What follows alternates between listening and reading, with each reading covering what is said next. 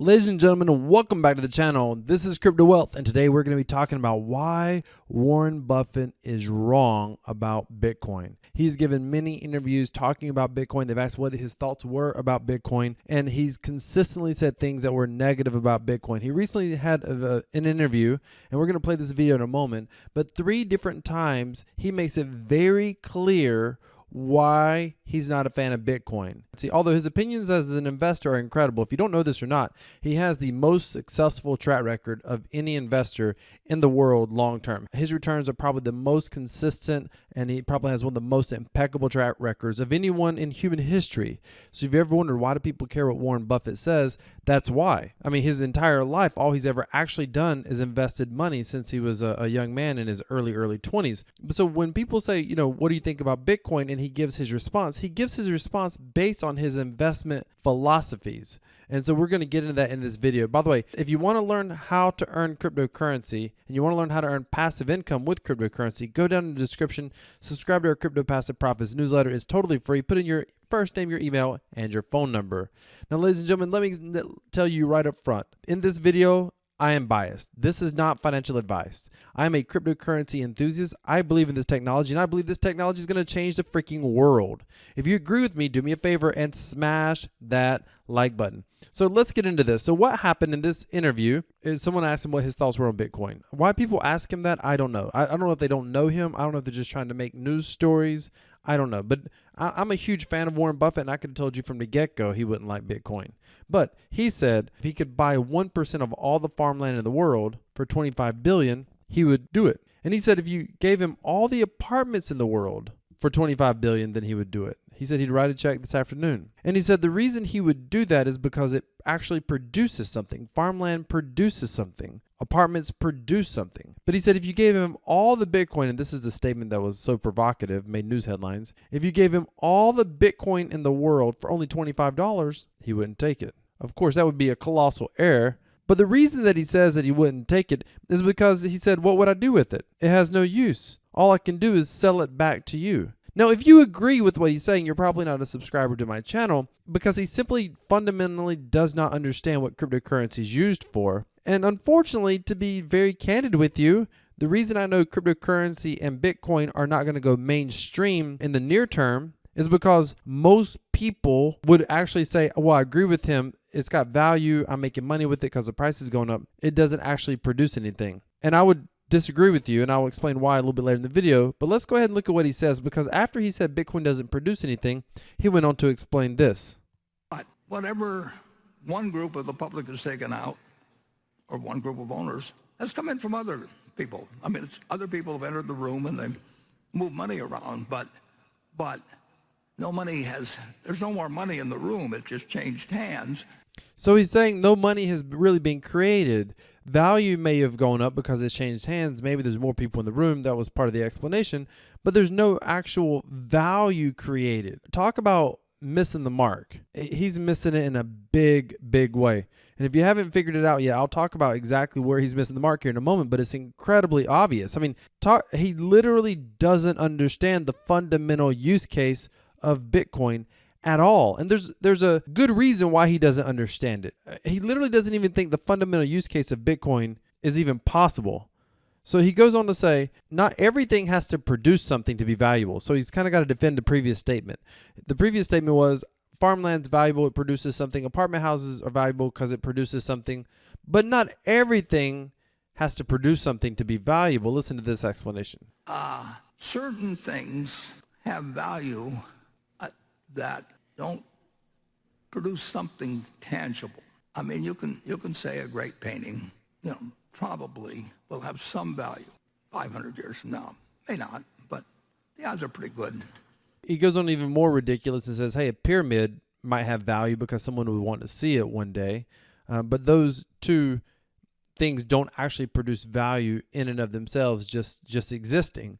And again, I think this is even a worse analogy. He overshoots it. Like he doesn't understand the whole purpose in cryptocurrency. Why did Satoshi Nakamoto or whoever created it, why was it created in the first place? What was the fundamental purpose behind Bitcoin. Why do I say Bitcoin and or cryptocurrency is going to change the entire freaking world in my very biased, non-financial advice kind of opinion? Why do I believe that? It's what he doesn't believe. And I think he sums it up perfectly in this last statement. And then I'm going to unload right after this statement. So listen to this carefully. This is why he misses the mark 100% on cryptocurrency and Bitcoin specifically. This is why he just doesn't get it. In the end, this is money, and there's no reason in the world why the United States government, whose currency people prefer, there's just under 2.3 trillion just of these little pieces of paper floating around some places, 7,000 for every man, woman, and child in the United States. And of course, most of them probably aren't in the United States. Who knows? But this is the only thing that's money. And anybody that thinks the United States is going to change to where they let Berkshire money replace theirs, is out of their mind. I mean, so anyway. Okay, so right there it is. He does not believe there will be any other economic system, any other instrument of money outside of the US dollar. And there's a reason he believes this, and I'll get to that, but I just want to say this.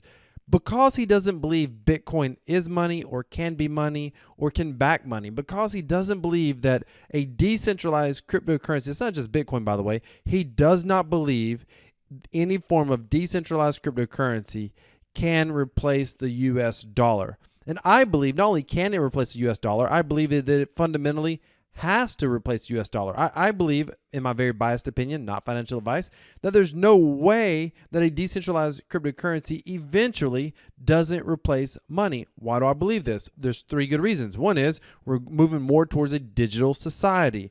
There will be digital money, period, end of story. That's going to happen in less than 10 years, probably in less than 5 years, maybe inside of 3 years, but we are moving more towards digital money. The second reason why I believe that is most likely going to happen is because at the end of the day, governments abuse their ability to issue money. Governments historically inflate money. Money becomes less valuable over time. Right now, if you have a standard inflation rate of 3% a year, then that means your purchasing power of the money in your bank account drops by 50% every 13 years. At the time of this video, we were on track to have over 8% inflation, close to 10% inflation possibly.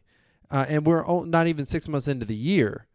That means your purchasing power of the dollars in your bank account alone for this year have dropped by 8 to 10%. If that continues, every 4 to 5 years, your purchasing power will drop in half. That is dangerous. That is not sustainable. Like, that creates instability. That is a problem, and that screws over lower class, middle class people and investors. Unless you own a lot of hard assets, you're screwed because of inflation. It doesn't matter how much money you've saved. It's losing value with this insidious tax called inflation. I believe we're moving more towards a digital society is reason number one, and digital currency will be a part of that. Reason number two, I believe that in order for people to have faith in their currency, they're either going to choose to opt for a decentralized cryptocurrency eventually, or the government will use cryptocurrency in part or in full to help back whatever financial instrument they have in order to basically prevent some sort of insanity. Because I think if they don't do that, then people at some point in the future, people will say, you know what, I'm going to opt out. Just like we've already seen in some of these countries that have underdeveloped economies, Argentina, Venezuela, how people have opted out. Now, if you're watching this video and you're like, yes, but you're talking about America, you're talking about Europe, we're not Argentina, we're not Venezuela.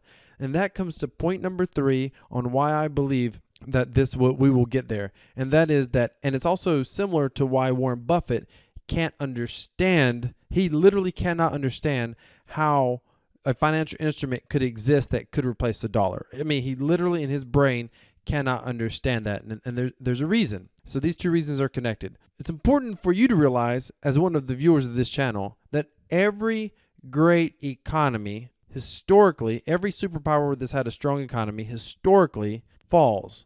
And they fall for one of two reasons. Either direct military conquest, someone comes in, invades them, takes over, or they overextend themselves financially, and they can't financially afford the society they've created for themselves. And so literally, the wheels on the bus fall off. And sometimes because of the economic calamity that they ultimately have, they become weak, and that's when they get conquered militarily. So I'm not saying that we're going to necessarily get conquered militarily. I actually think things are going to happen before then that are going to involve cryptocurrency. Either people are going to opt out of the system, or governments will use cryptocurrency to try to restore faith in their monetary system, so the citizens so we won't have total chaos eventually. I genuinely believe at some point that's going to happen. Now, the reason Warren Buffett doesn't believe this is the same reason some of you watching this video don't believe this. And it's because Warren Buffett, and he's more prone to it than most of us because he's older than most of us, he has something going on called recency bias. So recency bias is a belief that because something never has happened, then we believe that it never can happen. So this happened. So it's like saying, oh, America's not going to be a superpower. America could be a third world country. I don't think that's going to happen. I pray it never does. I pray I never see that. I never experience that. But just if you said that, someone's like, oh, that could never happen. Well, I mean, it could happen. But when someone says it's never going to happen, and they don't, they can't give some sort of logical argument on why they think it's never going to happen other than it's just not going to happen, that's an emotional argument that doesn't really matter in the big picture. Logic matters to some degree. In Germany, Hitler got elected. And when Hitler got elected and he started doing bad things to Jewish people, there were people who were wealthy, who were Jewish, who could have left the country early on. But many of them chose not to, and part of the reason they chose not to is because of recency bias. Never in human history, specifically never in German history, had something like that happen to the citizens. So there was a belief that there's no way it can happen. Because it hasn't happened, it can't happen. And of course, unfortunately, many of us know how that story turned out. So just because something never has happened doesn't mean it can't happen. And I would argue that it has happened many times. I mean, most great civilizations fall every 200-ish years or so, give or take.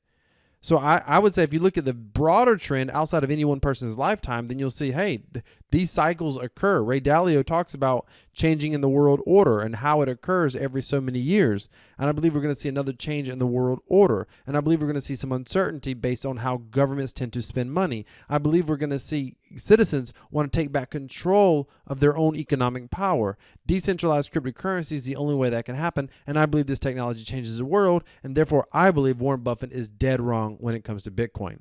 Let me know what your thoughts are in the comments. Thank you so much for watching. Decentralized cryptocurrency equals freedom. This is Crypto Wealth. I'm out.